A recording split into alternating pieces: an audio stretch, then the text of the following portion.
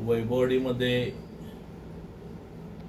सध्या ज्या प्रकारे प्रशासकीय वातावरण जे काय आज गुन्हेगारी वातावरण सुरू झालेलं आहे, जवळजवळ मार्च आणि एप्रिल या 2 महिन्यात ज्या पद्धतीने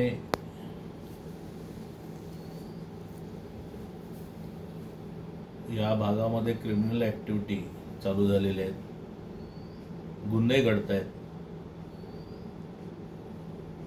प्रशासन त्याचा पाठपुरावा करतंय, पण ते नक्की काय करतंय? पहिला गुन्हा घडला या वैभववाडी तालुक्यात सोनाळी येथे मार्च महिन्यामध्ये. त्याचा अजूनही काही थांगपत्ता लागलेला नाही, त्याची चौकशीच चालू आहे. दुसरा गुन्हा म्हणजे मला स्वतःला सांगते अतिशय दुःख पण होतंय, माझं मन अस्वस्थ होतंय, कारण तो माझ्या स्वतःच्या गावात, आचरणी गावात हा गुन्हा घडला जवळजवळ 7 एप्रिलला. मला प्रकर्षाने ते जाणवल्यानंतर मी आज तुम्हा पत्रकार बांधवांसमोर आलेलो आहे. दबक्या आवाजात ज्यावेळेला सगळीकडे चर्चा चालू होते की ह्या गावामध्ये या जिल्ह्याचं नेतृत्व करणारी माणसं आहेत, मग तो मी स्वतः असेल, सभापती माजी सभापती लक्ष्मणराव राणे असेल, जिल्हा परिषद बँकेचा संचालक दिलीपराव राणे असेल, किंवा विद्यमान सभापती सिद्धेशराव राणे असेल, हे सर्वच आम्ही या गावातले, या तालुक्यातच नाही तर या जिल्ह्याचे नेतृत्व आम्ही बऱ्यापैकी करतो. असं असताना सर्वसामान्य लोकांकडनं ज्या भावना व्यक्त होत आहेत की असं असताना सुद्धा आपल्या गावामध्ये एखादा फायरिंगसारखा प्रचंड गुन्हा होतो, दुहेरी फायरिंग होते आणि त्याचा तपास लागत नाही, त्याच्यावरती नक्की हे गौडबंगाल काय? म्हणजे अस्वस्थ करणारी घटना आहे की आज बऱ्यापैकी लोक आमच्याकडे त्याचं बोट दाखवायला लागलेली आहे. आणि हे मला स्वतःला तरी अस्वस्थ करणारी घटना असल्यामुळे माझं मन बेचैन झाल्यामुळे मी आज आपल्याकडे आलो की प्रशासनाला जी काही मदत लागेल ती आम्ही नेहमी करत आलेलो आहे, माझ्या परीने मी करत आलेलो आहे, माझ्या परीने मी केलेली आहे. या भागातले सिनियर त्यांच्याशी मी बोललेलो आहे, संबंधित काही अधिकारी आहेत, सध्या मी तो तपास चालू असल्यामुळे त्यांची नावं घेऊ शकत नाही, त्यांच्याशी माझी चर्चा झालेली आहे. आपल्याकडे अत्याधुनिक टेक्नॉलॉजी आहे.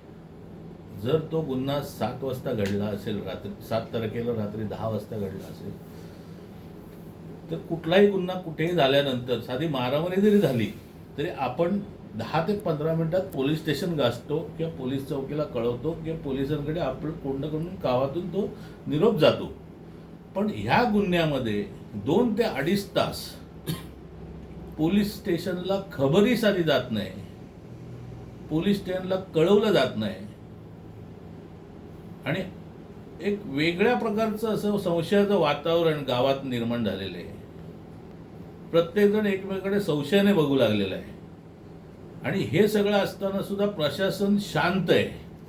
आज आपल्याकडे आधुनिक टेक्नॉलॉजी आहे, म्हणजे एखादा मारेकरी समजा जर एखाद्याने फायरिंग केली, त्याचा जर तो मोबाईलवरून दुसऱ्याला कळवत असेल काय असेल तर त्याचा CDR मिळतो आणि त्याच्यावरती फायरिंग झालं तर त्याच्या आजूबाजूचे CDRही आपल्याला मिळतात, जेणेकरून आपल्याला आरोपीपर्यंत पोहोचता येतं.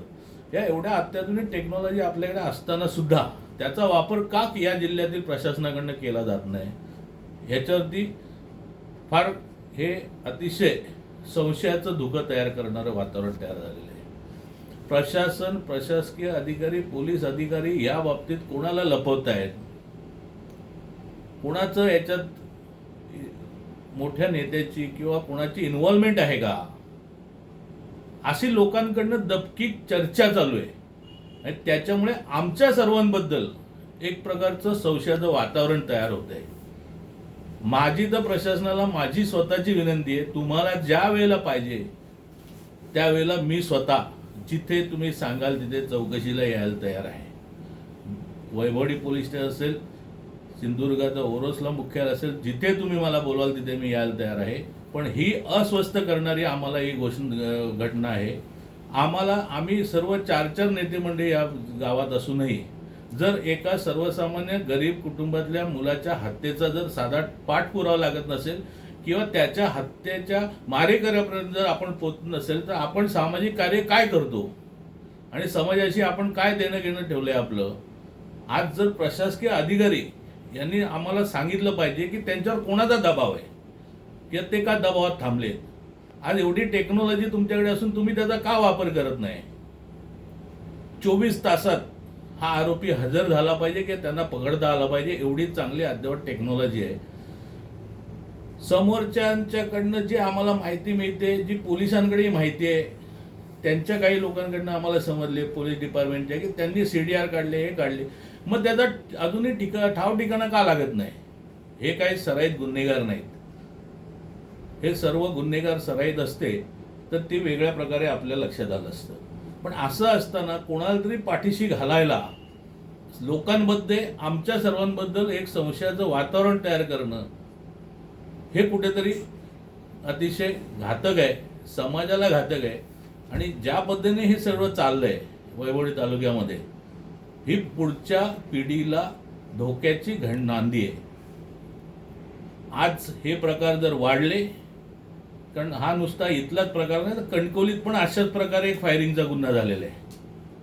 त्याच्या आधीच त्याचाही त्यांची अशाच प्रकारे तो शांत करण्यात आलेला आहे. याच्या आधी शिकारीला लोक जात होती, ह्याच्या आधी शिकारी होत होत्या. बऱ्याच नाही म्हटलं तरी एक प्रत्येक गावात 2-5 चोरीच्या बंदुका असतील शिकारीच्या. लावा चढा, सगळ्या जमा करा. प्रशासन का ते ॲक्शन घेत नाही.